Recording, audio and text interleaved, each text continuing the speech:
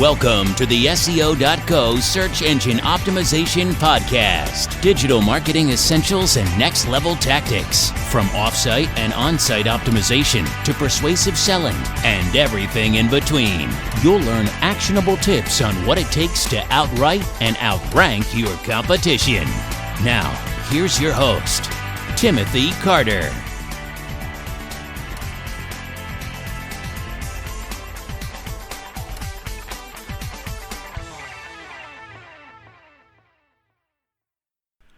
Thanks for joining me on the podcast. Today we're going to talk about creating your content marketing ROI equation. Just building on the last episode, if you're going to objectively calculate the value of your campaign, you need to start with a reliable formula or equation. And there will be, two sides to our equation. The left side will represent the total cost of your campaign, while the right side will represent the total value. For our purposes, we'll look at this within the parameters of 1 month, but the equation can be applied at any level, weekly, yearly, etc. So if the left side is greater than the right side, your campaign is currently losing money. If your campaign has just started, this is normal. It usually takes several months to over a year or more before the effects of your efforts really start accumulating into measurable growth. If your campaign has been running for some time, you may want to audit your current strategy to pinpoint a disconnection or major flaw. Now, if the right side is greater than the left side, your campaign is actively making you money. Even if you spend massive amounts of money on your campaign, if the right side of your equation is greater, you're making more money than you're spending. So let's take a look at each. Let's take a look at these at each side in detail. Jeez, get that out. So the left side data, calculating your costs. The left side should be relatively easy to calculate. If you outsource your content marketing, utilizing a company like SEO.co, simply use the amount of money you pay monthly. If you use your internal staff for your content marketing programs, calculate the total cost based on their salaries and what portion of their job includes content management.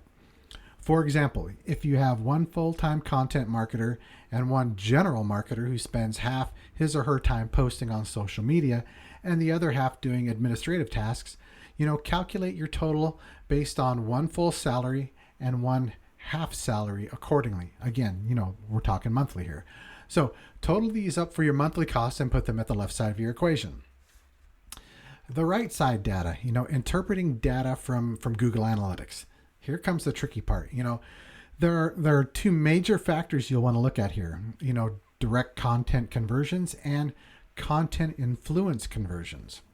So direct content conversions are conversions that come about as the sole result of a user's interaction with a piece of content.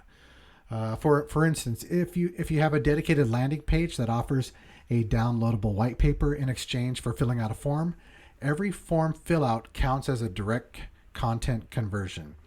You can measure this number of conversions by setting up goals in Google Analytics for each of your specific trackable landing pages and then measuring the number of monthly conversions they achieve. Now, content influence conversions are conversions that came about as an indirect result of your content marketing program. These could be new users who found you on social media, avid readers who finally made a purchase, or users who found you through search. And these are difficult to measure because there's no way to measure exactly how much influence your content had on a buying or converting decision.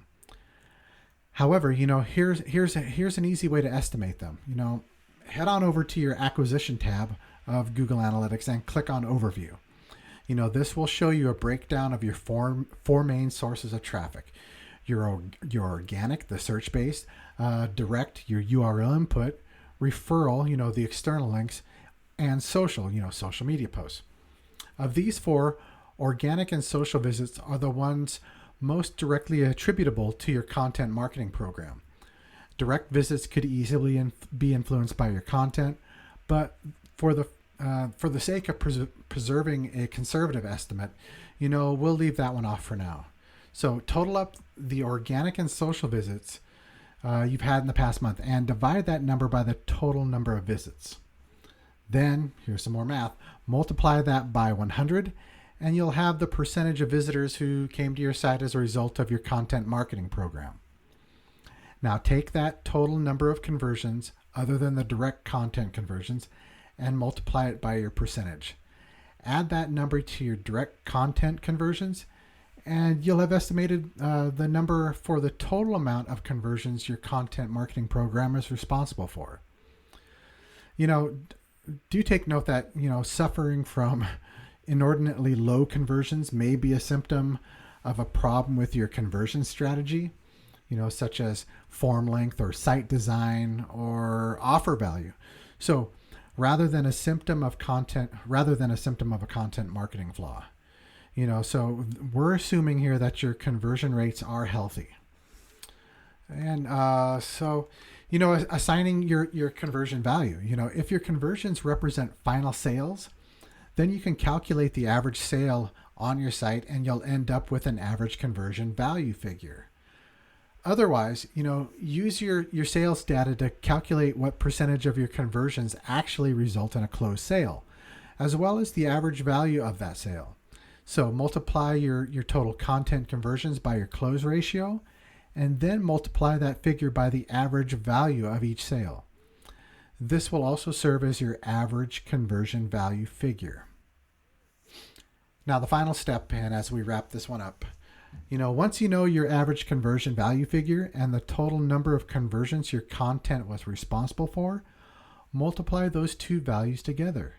Your end result will be the total amount of money your content program brought in directly last month. And it doesn't even count the brand value and familiarity your content facilitated. Compare this figure to the left side of your equation costs. If it's greater, you have an estimated but objective measure that your content marketing campaign is generating a profit. And I think that's about it. So, if you need some more information on truly maximizing your ROI on content marketing, link building, and SEO of your site, come on over to SEO.co and schedule a time to have a free consultation. Talk with one of our experts and learn how we can help you scale your ability to outright and outrank your competition. Thank you for joining us on the SEO.co podcast. We appreciate your time. Be sure to rate, review, and subscribe to the show, and visit SEO.co for more resources based on today's topic, as well as access to more podcast episodes to help you improve your site's long-term SEO success.